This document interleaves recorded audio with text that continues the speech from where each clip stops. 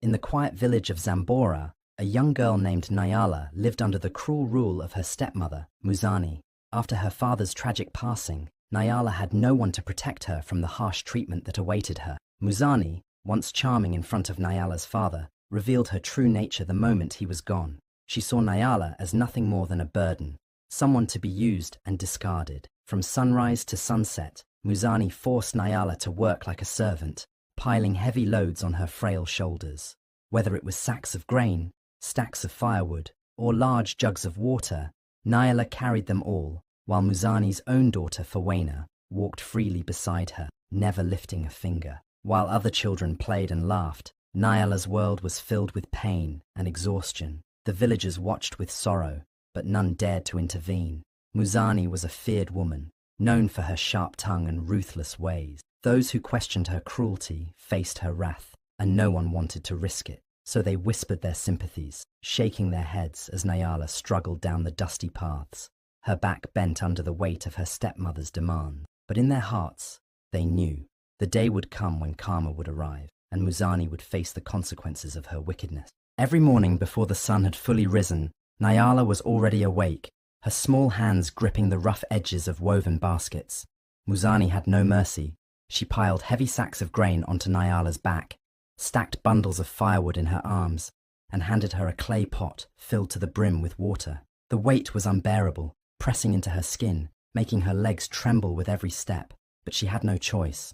She had to carry them all the way to the market, miles away, while Muzani's daughter, Fawena, walked beside her without a single burden, her hands free to braid flowers into her hair. The villagers watched as Nyala struggled down the dusty road, her face drenched in sweat, her feet dragging through the hot earth. Some turned away, unable to bear the sight of a child treated so cruelly. Others whispered among themselves, shaking their heads. But no one dared to speak against Muzani, for she was a woman filled with venom, quick to strike down anyone who crossed her. One afternoon, as Nyala was kneeling in the marketplace, trying to catch her breath, an elder named Babu Roka approached Muzani. He was a man of wisdom, his face lined with the knowledge of many years. He had seen injustice before, and he knew that the universe never let it go unpunished. "Muzani," he said, his voice calm but firm, "a child is not a beast of burden. Mark my words, when you mistreat an innocent soul, the spirits take notice, and when karma arrives, it never knocks. It enters like a storm." Muzani threw back her head and laughed, her voice sharp and cruel. "Karma?" she mocked. "Do you think the spirits care about a weak little girl? Nyala is nothing. She eats my food, sleeps under my roof. She must earn her place, and if she breaks under the weight, then she was never strong enough to survive." The elder sighed, his wise eyes filled with sorrow. He knew there was no reasoning with a heart as black as Muzani's, but before he walked away, he turned to Nyala, placing a gentle hand on her shoulder. "Stay strong, child," he whispered. "The river of fate flows in ways we cannot see. One day, your burden will not be yours to carry." But Muzani, feeling no fear from the old man's words, only grew crueler. That very night, she doubled Nyala's workload. If the girl was weak, she would make her stronger. If she stumbled, she would push her harder. Muzani was certain of one thing: she was in control. But what she did not know was that fate had already begun to weave a different story, one where the weight of her own cruelty would soon come crashing down upon her. The sun burned high in the sky, casting long shadows over the village of Zambora. Nyala staggered through the crowded market, her back bent under the weight of an enormous basket filled with firewood. Her arms ached, her feet were sore, but she dared not stop. Muzani was watching from a distance, her sharp eyes waiting for any sign of weakness. Among the many traders and shoppers, a tall man dressed in fine robes stood observing the scene. His name was Jabari, a wealthy merchant known in many villages for his successful business. He had seen many things in his travels, but the sight before him made his heart ache. A young girl, no older than 12, struggling under a load that would have been difficult even for a grown man. He stepped forward, his voice calm but commanding. "Child, let me help you." He reached out, ready to take some of the weight from her shoulders. But before Nyala could even react, Muzani stormed over, her face twisted in anger. "She doesn't need your help," Muzani snapped, grabbing Nyala's arm and pulling her back. "She is strong. She can carry it herself." Jabari's eyes narrowed as he studied Muzani. He had met many greedy and heartless people in his lifetime, but something about this woman disgusted him more than most. He could see the cruelty in her eyes, the way she enjoyed Nyala's suffering. "This child is struggling," he said firmly. "No one should be treated this way." Muzani laughed, a harsh, bitter sound. "She is my daughter. How I raise her is none of your concern." Then, without another word, she turned away, dragging Nyala along with her. But before Nyala disappeared into the crowd, Jabari quickly reached into his pocket and pulled out a small charm, a delicate pendant carved from dark wood, with strange markings etched into its surface. He pressed it into Nyala's palm, his touch gentle but urgent. "One day your burden will be lifted," he whispered. "Remember that." Nyala looked up at him, her tired eyes wide with confusion. She wanted to ask him what he meant, but Muzani yanked her forward, forcing her to keep walking. As she stumbled away, she tightened her fingers around the charm, holding it close to her chest. She didn't understand who the man was, or why he had given her the charm, but for the first time in a long while, a tiny spark of hope flickered inside her heart. The sky above Zambara darkened with heavy storm clouds, the air thick with the promise of rain. Thunder rumbled in the distance, but Muzani paid no mind. She had one thing on her mind, making Nyala work harder than ever. "Take this to the storage hut before the rain begins," Muzani ordered, pointing at a pile of firewood stacked higher than Nyala's head. "And don't you dare drop a single piece." Nyala's heart pounded as she stared at the impossible load. Her body was already weak from the endless days of labor, her arms sore, her legs trembling. But she knew there was no point in arguing. Muzani's punishments were always worse than the task itself. With a deep breath, she bent down and wrapped her arms around the massive bundle of wood. The weight was unbearable. Her knees buckled as she struggled to stand, her muscles screaming in pain. But Muzani stood with her arms crossed, watching like a hawk. So Nyala forced herself forward, step by agonizing step. The wind howled through the village as Nyala stumbled down the narrow path, her vision blurring with exhaustion. The villagers had gathered at their doorsteps, watching in silence. They had seen Nyala suffer before, but never like this. Even Fawena, Muzani's spoiled daughter, stood nearby, her usual smug expression replaced with unease. Then it happened. A sudden clap of thunder roared across the sky, making Nyala flinch. Her foot caught on a rock, and before she could steady herself, her body lurched forward. The weight was too much. The firewood slipped from her grasp and crashed onto the muddy ground, scattering everywhere. For a moment, there was only silence. Then, before Nyala could even process what had happened, a sharp slap landed across her cheek. The force sent her reeling backward. "Useless girl!" Muzani shrieked, her voice cutting through the storm like a whip. "You are nothing but a disgrace. You can't even do one simple thing right." Nyala clutched her burning cheek, her eyes brimming with tears. She wanted to speak, to defend herself, but the lump in her throat held her words prisoner. But then, something unexpected happened. The villagers, who had always remained silent, began murmuring among themselves. Their voices were low at first, but soon they grew louder. They had watched Nyala suffer in silence for years, but now, seeing the cruelty unfold before their eyes, they could no longer ignore it. "This is too much," one woman whispered. "She's just a child," an elder muttered.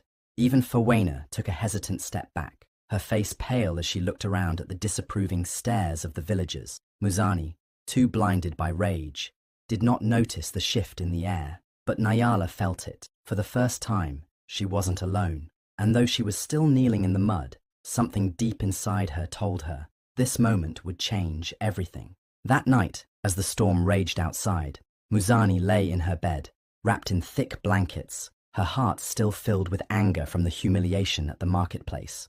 The villagers' whispers had unsettled her, but she refused to believe she had done anything wrong. Nyala was weak, and weakness deserved punishment, but as the wind howled through the cracks in the walls, Muzani's sleep was anything but peaceful. She found herself in a strange place, an endless, empty field under a dark sky. The ground beneath her feet was rough and dry, and the air felt heavy. Suddenly, she heard a deep, rumbling voice echoing around her. "Carry it," the voice commanded. Before she could react, a crushing weight fell onto her back. It was wood, sacks of grain, and jugs of water, all piled on top of her, just as she had done to Nyala. Muzani gasped for air, her legs trembling as she struggled to move, but the more she tried, the heavier the burden became. She staggered forward, her breath coming in ragged gasps. The voice spoke again, louder this time. "Feel the weight of your cruelty," Muzani screamed, her knees buckling under the unbearable load. She collapsed to the ground, her arms flailing as she tried to push the weight off, but it was no use. It pinned her down, pressing into her chest, suffocating her. She could hear laughter, whispers in the wind, mocking her, taunting her. Then, just as suddenly as it had begun, the weight vanished. Muzani jolted awake, drenched in sweat, her heart pounding like a drum. She gasped for air, clutching her chest as if the dream had been real. The room was dark, silent, except for the sound of the storm fading outside. But the fear inside her did not fade. It clung to her, whispering in her mind. The next morning, strange things began to happen. Muzani's crops, which had always been lush and plentiful, started to wither. No matter how much she watered them, the leaves turned brown, and the fruits shriveled before they could be harvested. Her goats refused to eat, growing weak and sickly. The baskets of grain in her storage hut were suddenly filled with insects, making them inedible. She tried to ignore it, blaming it on bad luck. But then, something worse happened. Fawina fell ill. Her once lively daughter, always full of energy, now lay in bed, her skin burning with fever. No remedy seemed to work, and her condition only worsened each day. Muzani watched helplessly as Fawina's strength drained away, her once rosy cheeks turning pale, her lips dry and cracked. Panic set in. Muzani sought help from the village healer, but even the healer shook her head. "This is not an ordinary sickness," she said. "It is a whisper of karma." Muzani's stomach twisted with dread. She had spent years making Nyala suffer, believing she was untouchable, but now it felt as if the universe itself was answering for all the cruelty she had inflicted. And for the first time, Muzani felt something she had never felt before: fear. Word spread quickly through Zambora. The villagers had seen enough. Muzani's cruelty had gone unpunished for too long, and now, with her crops failing, her wealth dwindling, and Fawina falling sick, they saw it as a sign that karma had finally arrived at her doorstep. The market, once filled with traders eager to sell their goods, now turned its back on Muzani. When she approached a grain seller, he shook his head and turned away. When she tried to buy vegetables, the seller ignored her. Even the women who once gossiped with her now whispered behind her back, their eyes filled with judgment. Muzani clenched her fists. "You dare refuse me!" she snapped at an elderly woman selling fabric. The old woman didn't even look up. "You refused Nyala mercy. Now the village refuses you."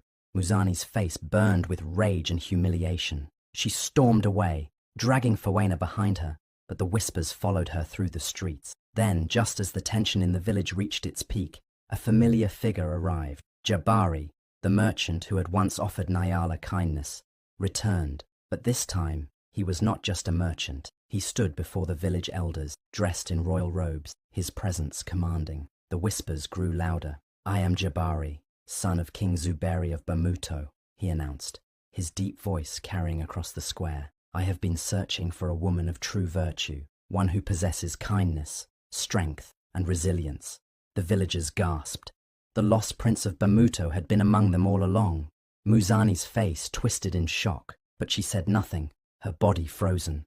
Jabari turned to Nyala, who stood quietly at the edge of the crowd, her eyes filled with disbelief. "You, Nyala, have endured more than any should, yet even in suffering, you remained kind. You did not seek revenge. You remained strong." He took a step closer, his gaze warm and sincere. "I offer you a new life in Bamuto, a life of honor, respect, and happiness." The villagers murmured in excitement, but Nyala didn't answer right away.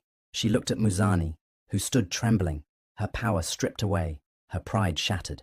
Nyala could see the fear in her eyes. For years, she had dreamed of escaping Muzani's cruelty, and now, here was her chance. A prince had come to rescue her, to take her far away from the suffering. But something deep inside her whispered, this was not just about her. Nyala took a deep breath. "I do not seek revenge," she said softly, her voice steady, "but I do seek justice." The crowd fell silent. Muzani's breath hitched, and in that moment, the fate of Muzani and the justice Nyala had waited for would finally be decided. The entire village gathered in the central square, their eyes fixed on the wooden platform where the elders sat.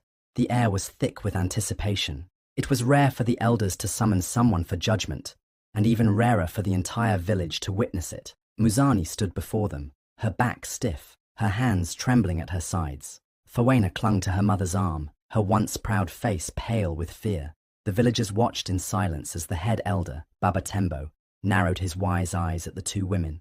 "Muzani of Zambora," his voice rang out, "you have been accused of cruelty, of mistreating the orphan left in your care. Do you deny it?" Muzani's lips tightened. "I did nothing wrong," she snapped. "That girl was weak, lazy. I only made her work, as all must to survive." Fawena quickly nodded. "It's true. Nyala was never mistreated. These are all lies." The crowd murmured in disbelief. They had seen Nyala's suffering with their own eyes. They had watched her struggle under the weight of heavy baskets, while Muzani and Fawena lived in comfort. Just then, a strange hush fell over the square. The wind, which had been still moments before, picked up suddenly, swirling dust into the air. And then, as if guided by an unseen force, something was carried into the center of the village. The baskets. The same old, worn baskets that Nyala had carried for years. But this time, they were not filled with firewood, grain, or water. They were filled with sand, fine, dry, and endless. The weight of it pressed into the ground, sinking the baskets slightly into the dirt. A gasp ran through the crowd. One of the elders, Mama Jaha, stepped forward and touched the sand with her fingertips. She let it run through her hands, her face dark with understanding. "This," she said, her voice calm yet powerful, "is the weight of Nyala's suffering." Muzani's mouth fell open, her eyes darting around in panic. "This is a trick," she shouted. "A foolish trick!" But before she could say another word, a sudden gust of wind rushed through the square. It howled between the huts, lifted the sand from the baskets, and sent it flying into the air. Muzani and Fawena screamed as the wind knocked them off their feet. They fell to their knees, sand stinging their faces, forcing them to bow before the village. The wind died as quickly as it had come, leaving behind a heavy silence. The villagers stared in awe. It was as if the spirits themselves had spoken. Baba Tembo looked at Muzani and Fawena, who remained kneeling, shaken and powerless. "The spirits do not lie," he said. "The truth has been revealed." Muzani's lips quivered, but she could not find words to fight back. Justice had arrived, and there was no escaping it now. Muzani knelt in the dirt, her once proud face streaked with dust and shame. The villagers, who had once feared her sharp tongue and cruel ways, now looked at her with nothing but scorn. She had ruled over Nyala with an iron fist for years, but now the weight of her own cruelty had crushed her. Baba Tembo stood tall before her, his voice steady and firm. "Muzani, you have lost the right to call yourself a mother, a guardian, or even a respected woman of this village. You took an innocent girl and treated her like a beast of burden. And now the spirits have spoken. Your time of power is over." Muzani's hands trembled as she clutched the hem of her dress. "Please, have mercy," she whispered.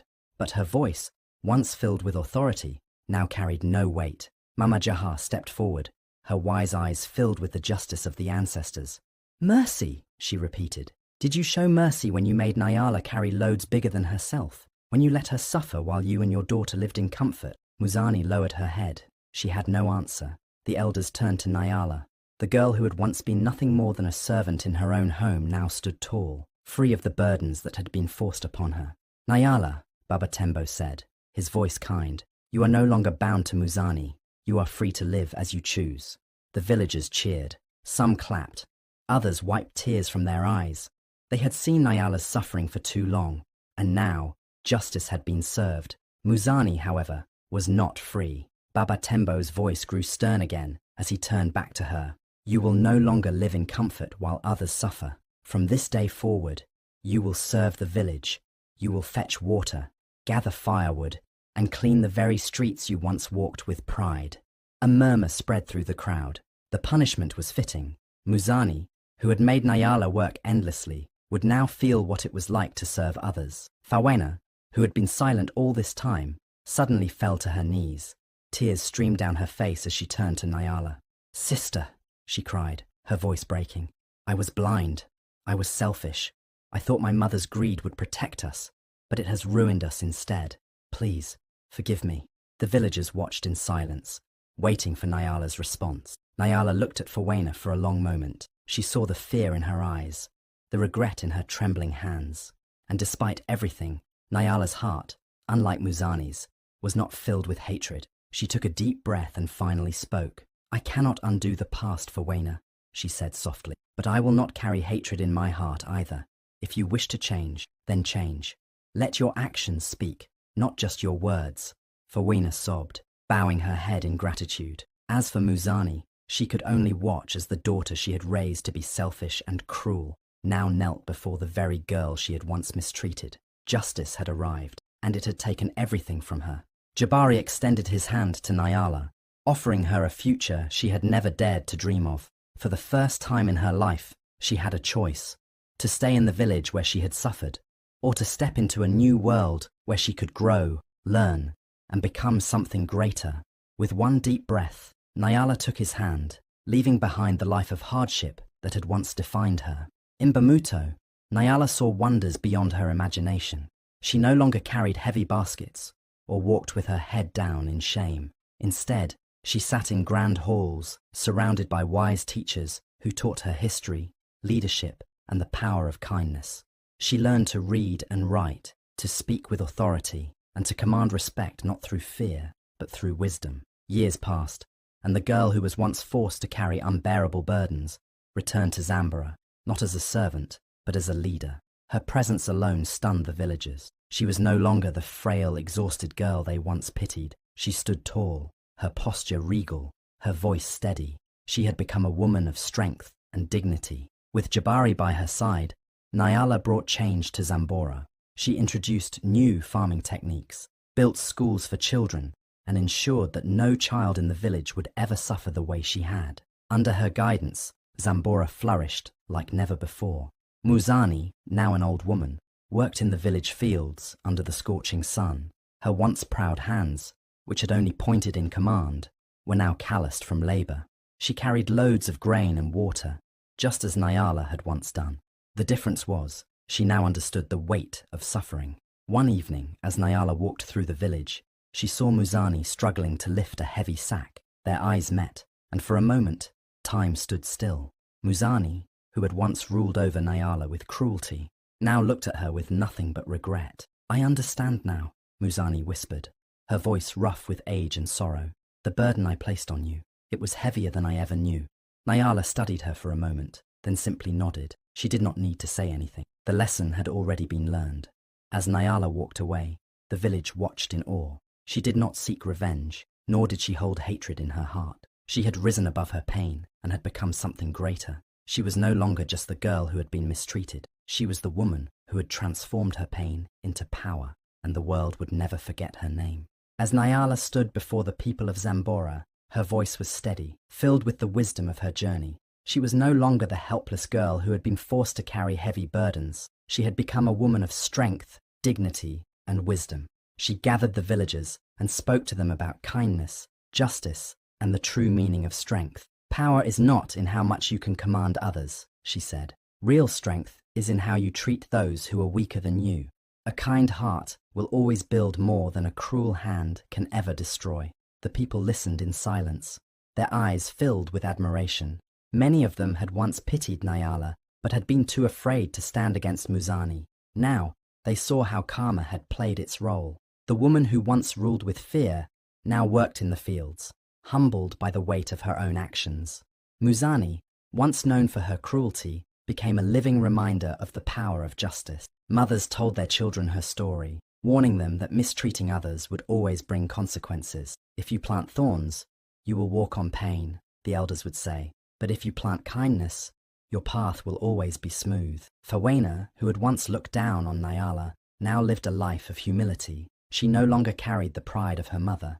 Instead, she sought to learn from Nyala, realizing too late that true worth is not measured by wealth, but by the goodness in one's heart. As years passed, Nyala's story spread beyond Zambora. Travelers carried tales of the girl who had endured suffering, but rose to greatness. People in distant lands spoke of her wisdom, her kindness, and the way karma had balanced the scales of justice. She became a legend, an inspiration for generations to come. Children grew up hearing her name, knowing that no matter how much suffering they faced, they could rise above it. and those who held power were reminded that cruelty would never go unpunished. Nyala had once been a girl forced to carry unbearable burdens, but in the end, she carried something far greater: wisdom, justice, and the power to change the world. Imagine being treated like a servant in your own home, carrying burdens heavier than your strength, while others walk free.